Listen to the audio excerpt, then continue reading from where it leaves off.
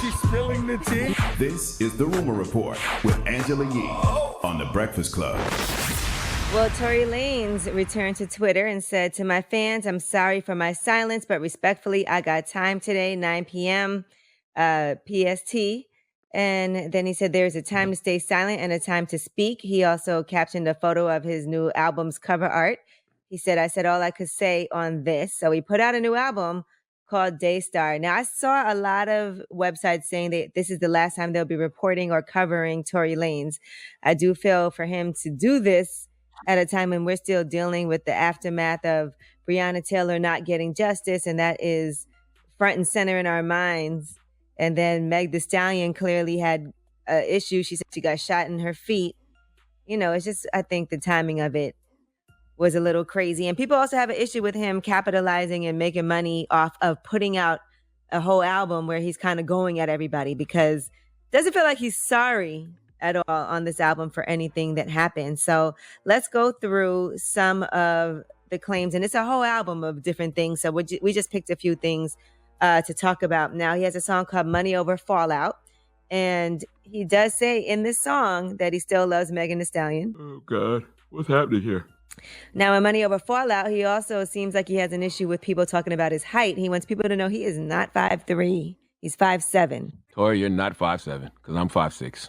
All right? I've seen the Tory top of your is taller scalp, than sir. you. No, with He the is hair, not he's taller than me. you. That Yes, is he a goddamn lie. Yes, I've he seen is. the top of Tory Lanez's scalp. That is a lie. I'm 5'6". Tory is nowhere near taller than me. You're only 5'6". He's not. Charlamagne's 5'5".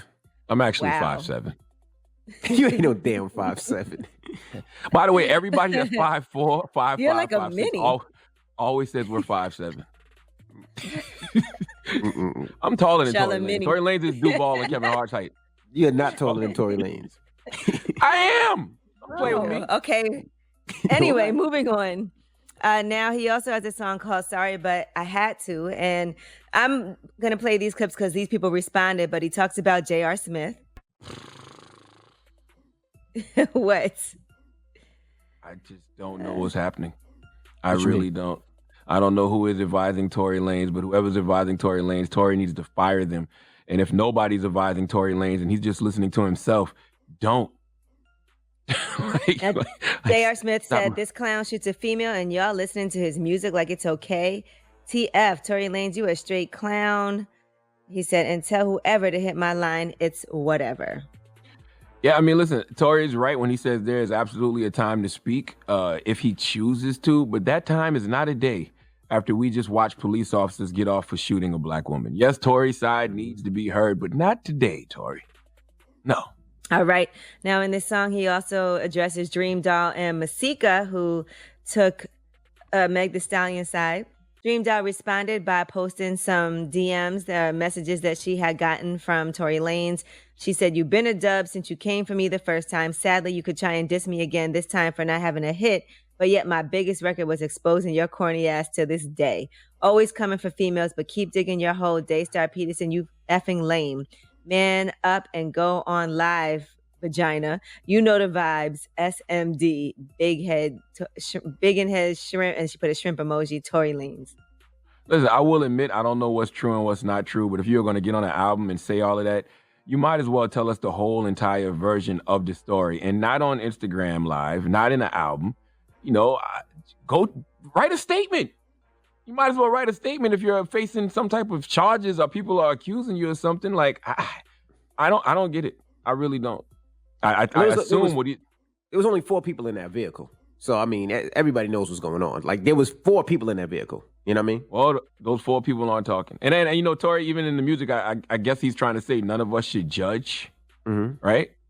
But give us a statement. You're telling us what happened in the music. Just tell us what happened, period. May got a story. You got a story. I'm sure the truth lies somewhere in the middle, but whatever. I don't know. All right. Well, he is currently out on bond. He posted $35,000 bail on July 12th, and he is due back in court on a felony charge in October. So I don't know, maybe him putting this out right now is ahead of that because it's almost October. But he also has a song called Queen and Slim, where he does seem like he's talking more about what happened that day, and it has to do with Kylie Jenner. Listen to this. Oh my God. What? Say what? the Who Shot You instrumental is just sitting there waiting for Tory to make another mistake. Like, this is just foolish. Like, if you got a court date in October, why don't you save all of this for court? Let it play out in the court of law.